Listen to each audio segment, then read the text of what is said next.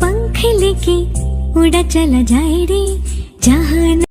Hello friends, good morning. শুভ উল্টো রথযাত্রা। তো তোমরা কেমন আছো বন্ধুরা? আশা করছি ভালো আছো। তোমাদের সাথে আমি অনেকটা ভালো আছি। আমার চ্যানেলে তোমরা যদি নতুন হয়ে থাকো প্লিজ চ্যানেলটা জলদি সাবস্ক্রাইব করো আর পাশে থাকা বেলাকে টিং টিং টিং করে বাজিয়ে দিও, কারণ কি প্রত্যেকটা ভিডিও নোটিফিকেশন যাতে তোমরা সবার আগে দেখতে পাও। তা আজকে ফাইনালি উল্টো রথ। সো সরি গাইস, কারণ কি সোজা রথের কোনো ব্লগ ভিডিও আপলোড হয়নি। মিনি একটা ব্লগ ভিডিও আমি তোমাদের সাথে শেয়ার করেছিলাম, কোনো একটা কারণবশত আমার ব্লগ ভিডিওটা আর করে ওঠা হয়নি, সে কারণে শেয়ার করতে পারিনি। তা আজকের দিনটা কীভাবে কী কাটালাম সেটা আজকে খুব সুন্দরভাবে তোমাদের সাথে শেয়ার করবো। আর এই যে সকাল সকাল আমার কাছে আমার পার্টনারটা চলে এসছে, আর এটা হচ্ছে আমাদের এই এলাকার যজ্ঞ ভাই। ইভিনিংয়ে কিন্তু রেডি হয়ে গেছে। আমাদের এখানটায় ছোটোখাটো করে কিন্তু খুব সুন্দর রথ করে, তো সেখানটায় যাওয়ার জন্য আমি আর মা খুব ভালোভাবে রেডি হয়ে গেছি। ফাইনালি অনেকটা লেটও হয়ে গেছে, আজকে সারাদিন ধরে খুব বৃষ্টি, তো এবার লেট করলে হয়তো বৃষ্টি চলে আসবে। কথা বলতে বলতে এতটাই বৃষ্টি এসছে, আমি আর মা পুরো তো যেতে যেতে ভিজেই গেছি। আজকের আমাদের রথযাত্রাটা পুরো অ্যাডভেঞ্চার হয়ে গেছে। আমরা যখন গিয়ে ফাইনালি পৌঁছালাম তখনও দেখলাম ঝিরিঝিরি বৃষ্টি হচ্ছে। বৃষ্টিটাকে উপেক্ষা করেই রথের কাছে চলে আসলাম, কারণ রথটা টোটালি ফাঁকা ছিল, বৃষ্টির জন্য কেউ তেমন একটা আসেনি। তো ফার্স্টে গিয়ে আমার ভীষণ মন খারাপ হচ্ছিলো যে সারা বাজারের মধ্যে আমাকেই না একা একা রথ টানতে হয়। তারপরে গপু ভাইকে দেখে তো ভীষণ মনটা ভালো হয়ে গেল।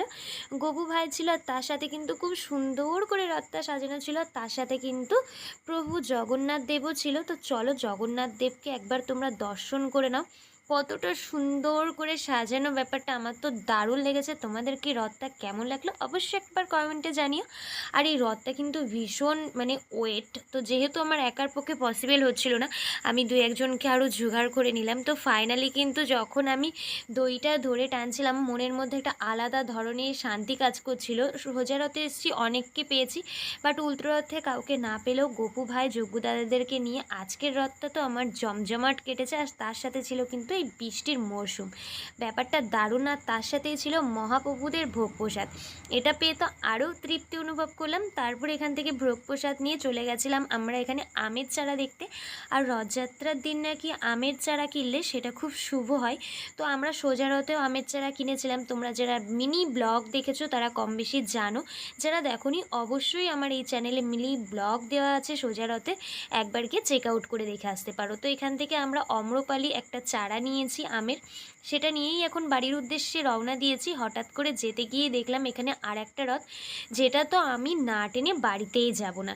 তো ফাইনালি যাই হোক, আমি তো ওই রথের প্রসেস ভেবে এই রথে দিয়েছি টান, আর রথ দেখিয়ে আর থামে না, গড় করে আমার দিকে চলে আসছে।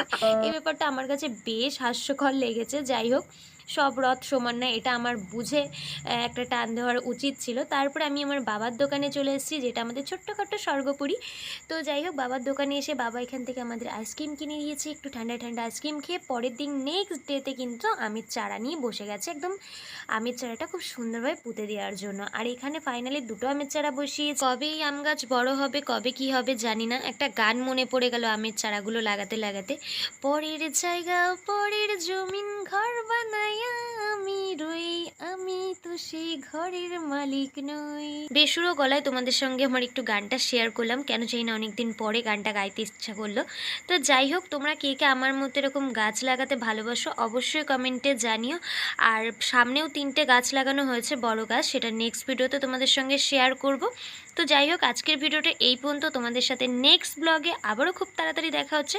তো সমস্ত মেয়েদের উদ্দেশ্যে আমার একটা কথা, তোমরা ভালো থেকো, সেফ থেকো, নিজের খেয়াল রেখো, পরিবারের খেয়াল রেখো, কারণ আজকালকার দিনে মেয়েরা একদম সেফ না। তো সেই উদ্দেশ্যে কথাটা বললাম। আজকের মতো টাটা, বাই বাই, ভালো থেকো।